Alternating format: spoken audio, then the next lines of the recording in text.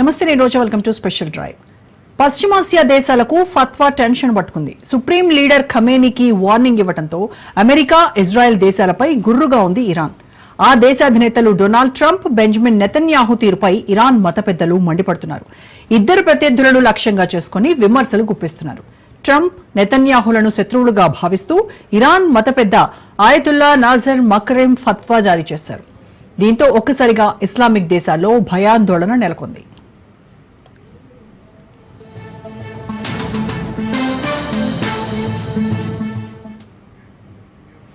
Iran, America, Israel మధ్య ఉద్రిక్తతలు మరోసారి పీక్స్ కు చేరాయి.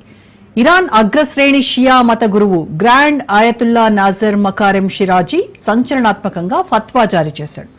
అమెరికా అధ్యక్షుడు ట్రంప్, ఇజ్రాయెల్ ప్రధాని నెతన్యాహులను దేవునికి శత్రువులుగా ప్రకటించి ఫత్వా జారీ చేశాడు.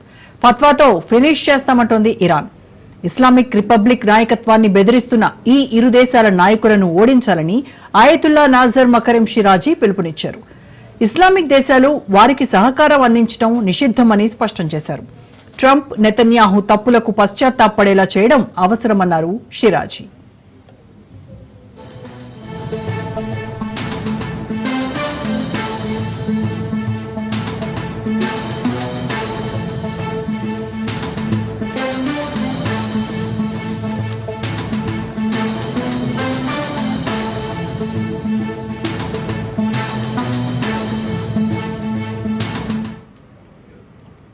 నిజానికి ఇస్లామిక్ రిపబ్లిక్ నాయకత్వాన్ని భయపెట్టే ఏ వ్యక్తి అయినా మోహరెబ్గా పరిగణించబడతారు. అంటే దైవంపై యుద్ధానికి దిగిన వ్యక్తి అని అర్థం.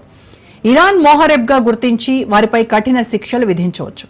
ఉరిశిక్ష, అవయవాల తొలగింపు, సిలువ వేయడం, దేశ బహిష్కరణ వంటివి ఇందులో ఉంటాయి.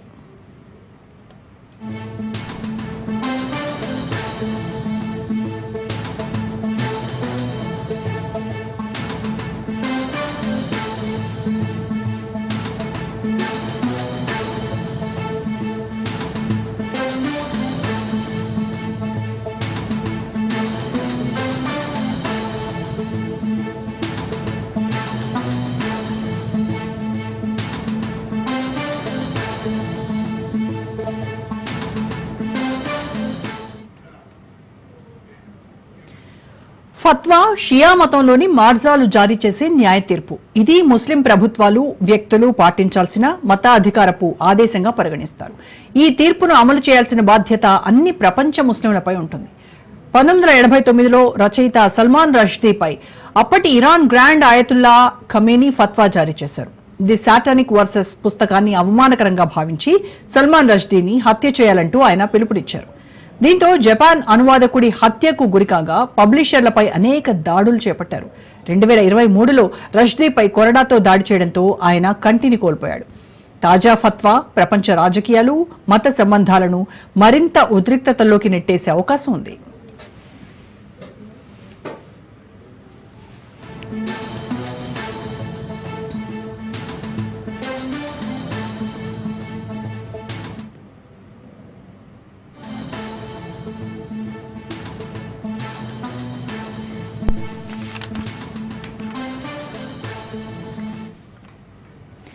జూన్ 13న ఆపరేషన్ రైజింగ్ లయన్ పేరుతో ఇరాన్ పై వైమానిక దాడులు చేసింది ఇజ్రాయెల్. ప్రతీకార దాడులకు దిగిన ఇరాన్ బాలిస్టిక్ మిసైళ్లతో ఇజ్రాయెల్ పట్టణాలపై విరుచుకుపడింది. ఇరాన్ అణు కేంద్రాలే లక్ష్యంగా అమెరికా సైతం విరుచుకుపడింది. B-2 బాంబర్ల ద్వారా బంకర్ బస్టర్లను జారవిడిచింది. ఈ దాడులపై ట్రంప్ మరోసారి స్పందించారు. తాము అత్యంత సులభంగా ఫోర్డో అణుస్థావరంపై దాడి చేసినట్టు ఆయన తెలిపారు. బాంబులు ప్రవేశించకుండా ఇరాన్ ఏర్పాటు చేసుకున్నా ఆ ప్రయత్నాలేవీ ఫలించలేదన్నారు. ఫోర్డో సహా 3 అణు కేంద్రాలు పూర్తిగా ధ్వంసమయ్యాయని తెలిపారు ట్రంప్.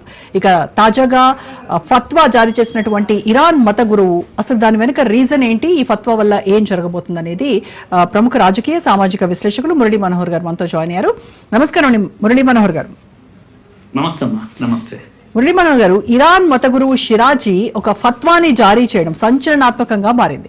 అంటే అసలు ఈ షియా మతంలో ఈ గ్రాండ్ ఆయతుల్లా జారీ చేసినటువంటి ఈ ఫత్వా ఏ మేరకు ఇంపార్టెన్స్ ఉంటుందంటారు? ప్రపంచవ్యాప్తంగా ఉన్నటువంటి షియా ముస్లింలు కూడా ఇది అనుసరించాల్సినటువంటి అవసరం ఉంటుందా? ఏంటి దీని ఇంపార్టెన్స్? అంటే అత్యున్నత స్థాయి మత గురువు ఇతను, ముఖ్యంగా షియా మత రిలీజియస్ ప్రాక్టీస్లో హైయెస్ట్ రిలీజియస్ లీడర్గా ఈయనను కన్సిడర్ చేస్తారు. దాంతో ఈయన మాట వేదం అని అనొచ్చు మన భాషలో చెప్పాలంటే. ఎందుకంటే మనము గతంలో రస్డీ 1989లో సల్మాన్ రస్డీ ఆయన యొక్క పుస్తకాన్ని నిషేధిస్తూ అప్పట్లో ఇలాంటి ఫత్వానే వచ్చింది. అప్పుడు చాలా సెన్సేషనల్ అయింది. ఎందుకంటే అది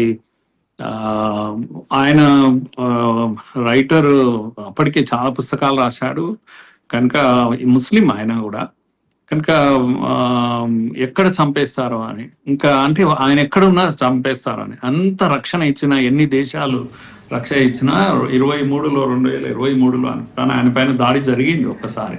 హైయెస్ట్ ప్రొటెక్షన్ ఇచ్చినప్పటికీ కూడా ఆ దాడిలో కన్ను పోయింది అయింది. అంటే అన్నేళ్ల తర్వాత కూడా 89లో ఇస్తే 2003లో కూడా వదలలేదు. ఇప్పటికి కూడా ఆయనను చావు వెంటాడుతుంది. ఇది మనకు తెలిసినటువంటి ఈ మతంలో చేస్తున్నటువంటి ప్రాక్టీస్. ఎస్, సో ఇరాన్ మత గురువు ఈ షిరాజీ చేసినటువంటి ఈ ఫత్వా వల్ల ముస్లిం దేశాలకి అలాగే ప్రపంచవ్యాప్తంగా ఉన్నటువంటి ముస్లింలు ఎంతవరకు పాటిస్తారంటారు? పాటించాల్సినటువంటి అవసరము ఖచ్చితంగా ఉంటుందంటారు?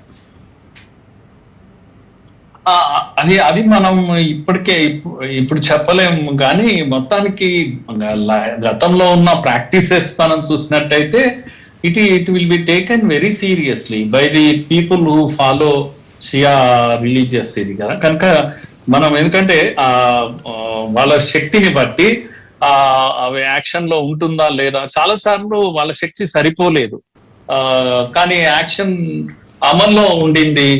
సమయం లేట్ అయినా సరే అమలైనాయి కొన్ని ఏమో. చాలా నేను ఇంతకు చెప్పాను కదా, ఈ సల్మాన్ రస్డీ విషయమే వచ్చింది. సెటానిక్ వర్సెస్ అనేది ఆయన ఒక ముస్లిం అయినప్పటికీ కూడా ఇది ధర్మానికి వ్యతిరేకంగా, మొత్తంగా ఇస్లాంకు వ్యతిరేకంగా రాసిన పుస్తకము సెటానిక్ వర్సెస్. అది చాలా సెన్సేషనల్ అయింది. ఇంకా గొప్ప రైటర్ అతను, అంతకుముందే చాలా గొప్ప నవలలు రాసేవాడు, కానీ ఇది భరించలేకపోయింది. ముస్లిం దేశాలు అన్ని అలా రియాక్ట్ అయినాయంటే కాలేదు, కానీ ఇరాన్ మాత్రమే అయింది. అది పర్టికులర్ గా ఈ మత గురువు ఈయన చెప్పేది ఒక వేదం లాంటిదే అందరికి కూడా. ఎందుకంటే మర్జా అని అంటారు, మర్జా జారీ చేసే అధికారం ఎవరికి లేదు, ఇతనికి మాత్రమే ఉంటుంది. కనుక షిరాజీ పాస్ చేసినటువంటి మర్జా ఏదైతే అంటో మెహరేబ్ అని అంటారు. అంటే ఈ మెహరేబ్ ఎవరి మీద పాస్ చేస్తే వారు దేవునికి వ్యతిరేకులుగా యుద్ధం చేసేవాళ్ళు, దేవునికి వ్యతిరేకంగా పనిచేసేవాళ్ళు, ఎనిమీస్ ఆఫ్ గాడ్ గా డిక్లేర్ చేసినట్టు అతన్ని మెహరేబ్ అని పిలుస్తారు. కనుక ఒక్కసారి అది డిక్లేర్ చేశాక ఈజ్ గోయింగ్ అగెనిస్ట్ గాడ్ కనుక ఈ suppose to be killed anywhere.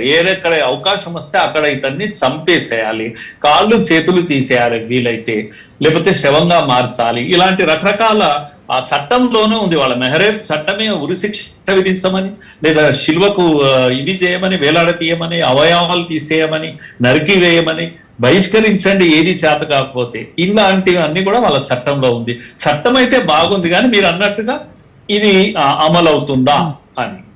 ఇది అమలు చేయలేకపోతే ఎవరైనా దీనికి ఏమంటాం సహాయం చేస్తే అతనికి, వాళ్ళిద్దరికి సహాయం చేసిన వాళ్ళందరూ కూడా ఎనిమీస్ అవుతారు. గమనించి అంటే ఆరాంగా డిక్లేర్ చేస్తారు వాళ్ళను.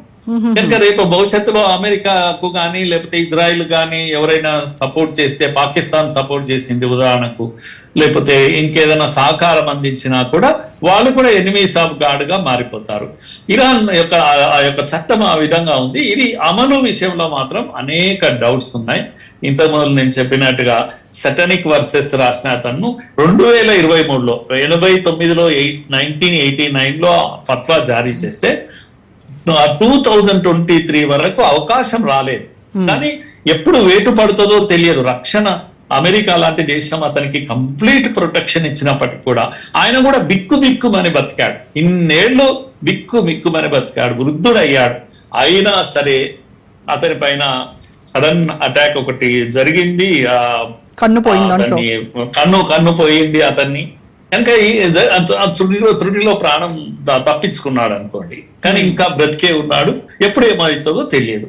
ఇలా బ్రతకాల్సి వస్తుంది ఎవరైనా సరే. ఇప్పుడు మరి ట్రంప్ కు ఆ గతి ఏర్పడుతుందా, లేకపోతే నెతన్యాకు ఆ పరిస్థితి ఏర్పడుతుందా అంటే వాళ్ళు ఆ దేశాది నేతలు కనుక వాళ్ళకు ఉండే ప్రొటెక్షన్ వాళ్ళకు ఉంటుంది. ఈ ఫత్వా ఉన్నా ఉండకపోయినా వాళ్ళకి థ్రెట్ అనేది ఎప్పుడు ఉంటుంది. ప్రపంచ నేతలు కనుక వాళ్ళకి కావాల్సిన ప్రొటెక్షన్ చాలా ఇదిగా ఉన్నప్పటికీ కూడా వీళ్ళ కమిట్మెంట్ కూడా క్వశ్చన్ చేయడానికి రాదు. చాలా కమిట్మెంట్ ఉంటుంది.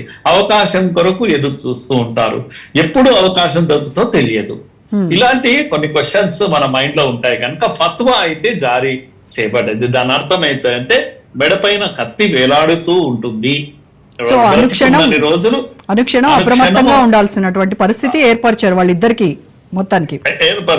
అయితే అసలు ఈ పరిస్థితి రావడానికి వాళ్ళను ఎనిమీస్ ఆఫ్ గాడ్ గా డిక్లేర్ చేయడానికి ఇరాన్ ఇటు అమెరికా ప్రెసిడెంట్ కావచ్చు, ఇటు ఇజ్రాయెల్ ప్రధాని కావచ్చు, వీళ్ళిద్దరికి వాళ్ళు చేసినటువంటి చర్యలు ఏంటంటారు? మేజర్ గా ఇప్పుడు ఇరాన్ పైన యుద్ధం చేశారు, అది వీళ్ళు ప్రస్తావించడం లేదు. ఒక ఆశ్చర్యకరమైన విషయం ఏమంటే మేజర్ గా వాళ్ళు చెప్తున్నది ఏంటంటే ఈ కాసిం సులేమాన్ ఆయన జనరల్ ఇదేంటి ఇరాన్ జనరల్ గా ఉండేవాడు. అతన్ని 2020లో అతన్ని చంపేశారు. ఎవరు? అమెరికా ఇజ్రాయిల్ యొక్క వీటిలో అంటే రిజైన్ చేసింది ట్రంప్ అని అంటున్నారు వాళ్ళైతే. అతనే రిజైన్ చేశాడు. అతని హత్యకు, ఈ కాసిం సులేమాన్ హత్యకు కారకుడు అతనే. కాసిం సులేమాన్ అనేవాడుకు కేవలం జనరలే కాదు, ఆర్మీ కమాండర్, IRGC అని అంటాము, ఇస్లామిక్ రిపబ్లిక్ ఏదైతే గార్డ్ కార్ప్స్ ఉంటుందో అది చాలా పవర్ఫుల్ ఆర్మీ, అది ఇరాన్ ఆర్మీ, దాని కమాండర్ అతను. కానీ దానికన్నా ముందు అతడు ISI లో చాలా యుద్ధాలు చేశాడు. అసలు మొత్తం షియా కమ్యూనిటీ అతన్ని ఒక హీరో వర్షిప్ చేస్తుంది. అలాంటి ఒక డేంజరస్ మ్యాన్ సిరియా, లెబనాన్, లేకపోతే ఇరాక్ వీటన్నిటిలో కూడా ఈ యొక్క టెర్రర్ గ్రూప్స్ అన్నిటిని ట్రైనింగ్ ఇచ్చి నిలబెట్టింది అతను. కనుక ఇతన్ని చంపేసి అయిపోయింది కదా అని 2020లో అతన్ని చంపేశారు, దాడి చేసి చంపేశారు. అప్పటి నుంచి కూడా వీళ్ళు అన్హ్యాపీగా ఉన్నారు. కనుక ఎప్పుడు బదలా తీసుకోవాలి, బాగ్దాదులో చంపారు అతన్ని. కనుక ఈ సులేమాన్ హత్యకు వ్యతిరేకంగా నిరసనగా ఈ ఫత్వా జారీ అయింది అని చెప్తున్నారు. కనుక ఇప్పటికిప్పుడు ఏదో అమెరికా యుద్ధం చేసింది, మా పైన దాడి చేసింది అది కూడా చెప్తున్నారు. అమెరికా ఇప్పుడు ఏమని చెప్తుంది? మేము ఇరాన్ పైన దాడి చేశాము, కోలుకోలేని దాడి చేశాము, 3 స్థావరాల పైన, 6 స్థావరాల పైన దాడి చేశాము, భవిష్యత్తులో కూడా ఇలాంటివి చేస్తే మిమ్మల్ని మేము క్షమించము, మళ్ళా దాడి చేస్తాము. ఇలా అనడమే చాలా పాపం. ఇరాన్ పైన ఈ విధంగా ప్రకటన చేయడం అనేది మేము క్షమించలేము ఎప్పటికి కూడా. కనుక మిమ్మల్ని ట్రంప్ను కానీ నెతన్యాహును కానీ మేము ఎక్కడున్నా కూడా వదిలేది లేదు అనేటువంటి ఒక ఈశ్వర్ కా దుష్మన్ అని మళ్ళా బదలా లేయింగే కనుక ఆ బదలా తీసుకుంటామనేది గట్టిగా చెప్తా ఉన్నారు. అయితే ఇప్పుడు దీనివల్ల ఇప్పటికిప్పుడు జరిగేది ఏముంది అనేది మనం చూసినట్టయితే బహుశా ఏమీ జరగకపోవచ్చు, కానీ టెన్షన్స్ మాత్రం పెరిగిపోతున్నాయి. ఎందుకంటే ఇస్లామిక్ దీంట్లో మనము గుర్తించాల్సింది ఏంటంటే అమ్మా, అన్నిటికన్నా ముఖ్యమైనది ఏంటంటే దీనివల్ల ఏం జరుగుతుంది అంటే ఇస్లామిక్ ఫోర్సెస్ ను ఒక్కటి చేయడానికి ఇది పనిచేస్తుంది.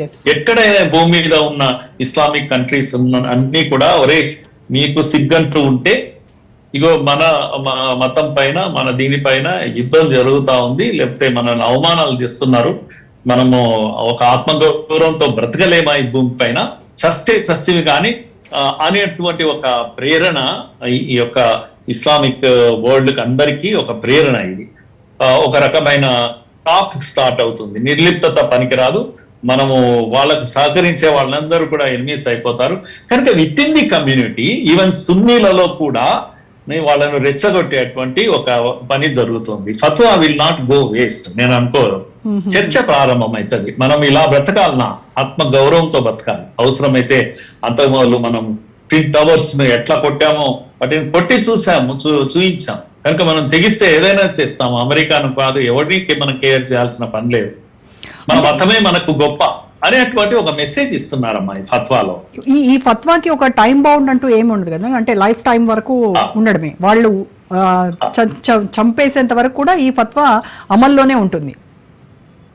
అమల్లో ఉంటుంది, ప్రపంచం అంతా ఇది అమల్లో ఉంటుంది. ఇక భూమిపైన ఈ దేశంలో ఆ దేశంలో అనేది కాదు కనుక ఎంతకాలము అంటే there is no end to it. ఎంతకాలమైనా సరే వాళ్ళు బ్రతుకున్నంత కాలం ఇది ఉంటుంది కనుక there is no end to it. దానికి ఒక కాల పరిమితి అంటూ ఏం లేదు. కనుక ఇదొక్కటే కాదు, దీని వల్ల పొలిటికల్ సినేరియో కూడా ప్రపంచంలో ఇస్లామిక్ పొలిటికల్ సినేరియో మారుతుంది. ఎందుకంటే సహకారం ఇవ్వద్దు అమెరికాకు ఇజ్రాయెల్కు ఎవరు కూడా ఇక ముందలా, లేకపోతే ఎలాంటి సహకారం తీసుకోవద్దు, వాళ్ళతో తప్పు చేశారు వాళ్ళు. కనుక ఇస్లామిక్ నేషన్స్ అన్ని ఒకటి కావాలి. ఇప్పుడు ఈ తప్పుకు వ్యతిరేకంగా మనం ఫత్వా వచ్చేసింది కనుక ఇప్పుడైనా మనము ఆలోచించాలి. ఇలాంటి ఒక అప్పీల్ ఒకటి వాళ్ళ ముందుకు వచ్చేసింది కనుక ఫెనెటిక్ ముఖ్యంగా ఎవరైతే ఉంటారో, మతతత్వ వాదులు ఎవరైతే ఉంటారో దీన్ని సీరియస్ గా తీసుకునేటువంటి ప్రమాదం ఉంటది. తప్పకుండా మనం ఏదైతే అంటున్నామమ్మా, ఎవరు ట్రంప్ రిపీటెడ్ గా అన్నా నేనే యుద్ధం ఆపేశాను, మేము అదేంటి సీజ్ ఫైర్ చేశాము, కనుక ఇప్పటికైనా మీరు ఇది దీన్ని ఏదైతే వృద్ధి చేస్తున్నారో అది ఆపేసేయండి, అణు కార్యక్రమాన్ని మీరు ఆపేసేయండి, దాన్ని ఇంకా డెవలప్ చేయకండి, చేస్తే మాత్రం ఊరుకునేది లేదని మళ్ళా ఇది కూడా నిన్న కూడా ట్రంప్ ఇచ్చినట్టున్నారు. సో ఇది వాళ్ళు భరించలేకపోతున్నారు. ఇస్లామిక్ కంట్రీస్ లో కూడా చర్చ ప్రారంభమైంది. ఇంత అవమానంతో మనం బ్రతకాలి అనేటువంటి ఒక చర్చ ఇది తప్పకుండా ఇన్స్టిగేట్ చేస్తుంది. అంటే ఒక రకంగా ఈ సీజ్ ఫైర్ అనేది సీజ్ ఫైర్ కాలేదు, ఫైర్ మళ్ళా వెలిగించబడ్డది కనుక నిప్పు పెట్టాడు ఇతను. ఫత్వా అనేది ఇప్పుడు ఒక నిప్పు లాంటిది, ఇది ఎలా అంటుకుంటుంది, ఇది దావానంలా వ్యాపిస్తుందా ప్రపంచం అంతా, ఇది మనం ఇప్పటికిప్పుడు మనం చెప్పలేదు. అయితే అమెరికా కానీ ఇజ్రాయెల్ కానీ ఈ ఫత్వా విషయం పైన సైలెంట్ గా ఎందుకున్నారంటారు? అంటే ఇరాన్ పైన యుద్ధం చేసింది మేమే, ఇన్ని దాడులు చేసాము, ఇంత నాశనం చేసాము అని చెప్పడానికి ధైర్యం ఉంది, కానీ ఈ ఫత్వా పైన మాత్రం ఇటు అమెరికా ఆర్ ఇజ్రాయెల్ ఎవరు కూడా కామెంట్ చేయట్లేదు. ఎవరు కామెంట్ చేయడం లేదు. బహుశా స్ట్రాటజీస్ ప్లాన్ చేస్తుంటారు, ఊరికే అయితే ఉండరు. ఎందుకంటే నేను అన్నాను కదా, ఇప్పుడు బలం విషయంలో చూసినప్పుడు అమెరికా బలంగా ఉంది, ఇజ్రాయెల్ అంటే మరింత బలంగా ఉంటుంది. ఎందుకంటే వాళ్ళ యొక్క ఇదేంటి అంటాము, సీక్రెట్ ఏజెన్సీస్ అంతా సమాచారం తీసుకుంటుంటాయి ఎక్కడికక్కడ. కనుక వాళ్ళ అంచనాలు వాళ్ళకున్నాయి, భయపడేటువంటి పరిస్థితి వాళ్ళకు లేకపోవచ్చు, కానీ తప్పకుండా జాగ్రత్త పడాల్సినటువంటి పరిస్థితి అయితే ఉంటుంది. దాని కొరకు వ్యూహాలు రచిస్తుంటారు. ఇప్పటికిప్పుడు ఏం మాట్లాడారు, ప్రమాదాలను ముంచుకొస్తే మాట్లాడుతుండొచ్చు. ముఖ్యంగా ఇస్లామిక్ కంట్రీస్ తో వాళ్ళు ఫాస్ట్ గా మూవ్ అవుతారు, ప్లీజ్ చేస్తారు, ఆయిల్ కంట్రీస్ అన్నిటినీ ప్లీజ్ చేస్తారు, ఆ వైపు పోకుండా కూడా చూస్తారు. ఇంకేమన్నా అష్యూరెన్సెస్ కూడా ఇచ్చే అవకాశం ఉంటుంది, హెల్ప్ చేసే అవకాశం ఉంటుంది. ఇవన్నీ ఉన్నాయి. అమెరికా తప్పకుండా ఊరికే అయితే ఉండదు, ప్రకటన చేయలేదు ఇప్పటికిప్పుడు, కానీ but they will have their own. Particular గా నేను ఇజ్రాయెల్ విషయంలో నేను అనుకుంటున్నానమ్మా, వాళ్ళు ఆల్రెడీ యాక్షన్ లో ఉంటారు ఈ విషయంలో. అయితే ఈ ఫత్వా ఇరాన్ అమెరికా మధ్య ఉన్నటువంటి సంబంధాలపై ఎలాంటి ప్రభావం చూపిస్తుంది అంటారు? అంటే ఇరాన్ సుప్రీం లీడర్ ఖమేనీని చంపొద్దు అనేటువంటి ప్రతిపాదనను తీసుకొచ్చింది ట్రంపే. మరి ఈ రెండింటి మధ్య ఎలా చూడాలంటారు? ఇంత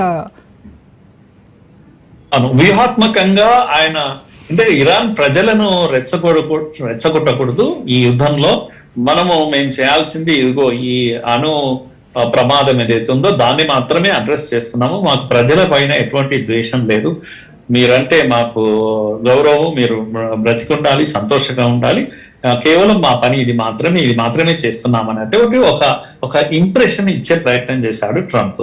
ఎలా అయితే మనం పాకిస్తాన్ లో చేశామో అది అందరూ ఇప్పుడు ఫాలో అవుతున్నారు. పాకిస్తాన్ లో సెలెక్టివ్ గా టెర్రర్ స్థావరాల పైన మనం 9 స్థావరాల పైన అటాక్ చేశాం, తర్వాత కూడా మనం ఆపేసాం కూడా. వాళ్ళే అనవసరంగా మనల్ని చేయడం వల్ల మళ్ళా వైమానిక స్థావరాల పైన మనం చేశాం. అంత ప్రిసిషన్ అటాక్ ఏదైతే మనం చేశామో ఇది మోడల్ అయిపోయింది ఇప్పుడు అందరికీ కూడా. అందుకే అనవసరంగా మత నాయకులను చంపడం, కావాలంటే ఆర్మీ ఆఫీసర్స్ చంపారు, 12 మంది ఆర్మీ ఆఫీసర్స్, తర్వాత సైంటిస్టులను చంపారు. కానీ వాళ్ళు ఈ యొక్క మత నాయకుల పైన కానీ లేకపోతే ఈవెన్ రాజనీతి సంబంధించిన వాళ్ళని ఎవరిని ముట్టుకోలేదు. ఎందుకంటే గతంలో అనుకున్నారు ఏది రిజీమ్ చేంజ్ కొరకు ముందు అనుకున్నారు, కానీ ఇది అనవసరంగా ఒక దేశమే తిరగబడుతుంది, ఇది ప్రమాదం కదా అని వ్యూహాత్మకంగా వాళ్ళని వదిలేశారు, చంపలేదు. ఇప్పుడు కూడా బహుశా చూస్తుంటారు. ఇది మతం విషయంలో ఎప్పుడైనా ప్రమాదమే కనుక సెకండ్ థాట్ ఏమైనా చేస్తారా? అలాంటి ప్రమాదం ఉంటే మాత్రం ఎంతసేపు అండి, నాకు అర్థం కాదు. వీళ్ళు 12 మంది చాలా ప్రామినెంట్ పీపుల్ ను ఏమంటాం చూసి గురి చూసి కొట్టినటువంటి ఇజ్రాయెల్ Correct. ఇతన్ని కొట్టడం కూడా వాళ్ళకి ఏం పెద్ద సమస్య కాదు. కనుక రిజీమ్ చేంజ్ అనేటువంటి వ్యూహం తప్పుడు వ్యూహం అవుతుంది అని ఆలోచించి వెనక్కి తగ్గారు. బహుశా అది ప్రమాదం ముంచుకొస్తే అది ఇంప్లిమెంట్ చేస్తారు నాకు అనిపిస్తుంది. Right sir, thanks for your analysis sir. Thank you అమ్మా. ఇప్పుడు ఒక షార్ట్ బ్రేక్ తీసుకుందాం. Stay tune.